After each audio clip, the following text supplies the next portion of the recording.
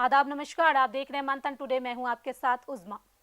केंद्रीय वित्त मंत्री निर्मला सीतारमण ने बजट में ये साफ कर दिया है कि देश में नया आयकर कानून 1 अप्रैल 2026 से लागू होगा। इसी के साथ करदाताओं के लिए इनकम टैक्स रिटर्न यानी कि ITR भरने का तरीका भी पूरी तरह बदलने जा रहा है। जैसे ही नया कानून लागू होगा वैसे ही नया ITR फॉर्म भी नोटिफाई कर दिया जाएगा। मतलब साफ है कि वित्त वर्ष 2026-27 की कमाई पर जब करदाता रिटर्न दाखिल करेंगे तो उन्हें अब तक के मुकाबले एकदम बदला हुआ नया और ज्यादा डिजिटलाइज फॉर्म देखने को मिलेगा। फिलहाल सरकार ने नए ITR फॉर्म के स्वरूप को लेकर कोई आधिकारिक ड्राफ्ट जारी नहीं किया है, लेकिन टैक्स एक्सपर्ट्स का मानना है कि इस बार सरकार का फोकस जटिलता कम करने और प्रक्रियाओं को आम आदमी के अनुकूल बनाने पर रहेगा।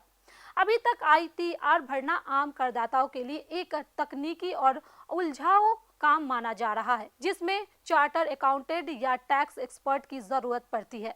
नए कानून के साथ सरकार इस सोच को बदलना चाहती है। संकेत साफ है कि नई ITR फॉर्म पहले से ज्यादा सरल, पारदर्शी और ऑटोमेटेड होंगे। करदाताओं से जुड़ी ज्यादातर जानकारियां जैसे कि सैलरी, बैंक ब्याज, डिविडेंड, TDS और अन्य आय पहले से ही सिस्टम में प्री फिल्ड रहेगी।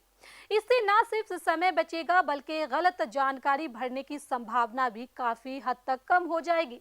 सरकार का मकसद यही है कि एक सामान्य वेतन भोगी व्यक्ति भी बिना किसी मदद के खुद अपना रिटर्न भर सके। नए इनकम टैक्स कानून के तहत यह भी माना जा रहा है कि नए टैक्स रिजीम को डिफॉल्ट विकल्प के रूप में और मजबूती दी जाएगी। यानी करदाता अगर अलग से पुराना टैक्स रिजीम नहीं चुनता है तो वह अपने आप नए टैक्स ढांचे के अंतर्गत आ जाएगा। इसी सोच के अनुसार ITR फॉर्म को भी डिजाइन किया जाएगा ताकि नियमों का पालन करना आसान हो और विवाद की गुंजाइश कम रहे। डिजिटलाइजेशन इस पूरे बदलाव की सबसे बड़ी रीढ़ होगा। नए ITR फॉर्म में ऑटोमेटेड कैलकुलेशन सिस्टम होगा जो उपलब्ध डाटा के आधार पर खुद टैक्स की गणना करेगा। छोटे करदाताओं के लिए नील डिडक्शन सर्टिफिकेट जैसी सुविधाएं भी सिस्टम से ही जनरेट हो सकेगी। इससे ऑनलाइन प्रोसेस और ज्यादा तेज और सहज हो जाएगा। सरकार अपडेटेड रिटर्न की प्रक्रिया को भी आसान बनाने की तैयारी में है। ऐसे करदाता जिन्होंने पहले रिटर्न दाखिल करते समय किसी नुकसान की राशि ज्यादा दिखा दी हो या कोई जानकारी छूट गई हो, वह बिना किसी जटिल प्रक्रिया के अपडेटेड रिटर्न फाइल कर सकेंगे। शेयर बाजार में निवेश करने वालों के लिए भी राहत की संभावना है। डिविडेंड आय के लिए फॉर्म 15G और 15H को सीधे डिपॉजिटरी के माध्यम से जमा करने की सुविधा दी जा सकती है, जिससे अलग अलग जगह दस्तावेज जमा करने की झंझट खत्म होगी। यह भी कयास लगाए जा रहे हैं कि नई ITR फॉर्म के साथ रिटर्न फाइल करने की समय सीमा भी बदलाव हो सकता है।